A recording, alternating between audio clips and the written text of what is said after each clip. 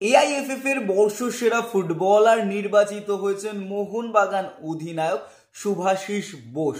29 বছর বয়সী এই লেফট ব্যাক মোহনবাগানের আর্মব্যান্ড হাতে কাপ এবং শিল্ড জিতেছেন।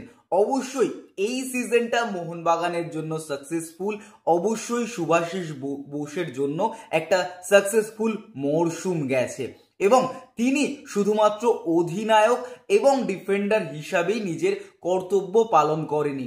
অ্যাজ আ টিমম্যান তিনি তার নাকের হাড় ভেঙে যাওয়া সত্ত্বেও মোহনবাগানের হয়ে তিনি মাঠে নামতে একবারও পিছপা হননি। শুভাশিস বোস শুধু মোহনবাগান জার্সিতে নয়, ক্লাব ফুটবল এবং ভারতীয় জার্সিতেও প্রচন্ড সাকসেসফুল একজন ফুটবলার। 2021 এবং 23 সালে সাউথ এশিয়ান চ্যাম্পিয়ন, 2024-25 মরশুমে মোহনবাগানের হয়ে শিল্ড চ্যাম্পিয়ন, 2024-25 মরশুমে মোহনবাগানের হয়ে ডুরান্ড কাপ চ্যাম্পিয়ন, এইটিকে মোহনবাগানের হয়ে 2023 সালে আইএসএল চ্যাম্পিয়ন, 2025 সালেও চ্যাম্পিয়ন আইএসএল কাপ এবং ইন্টারন্যাশনাল কাপ চ্যাম্পিয়ন যেটা দেশের জার্সিতে 2018 এবং 23 সালে।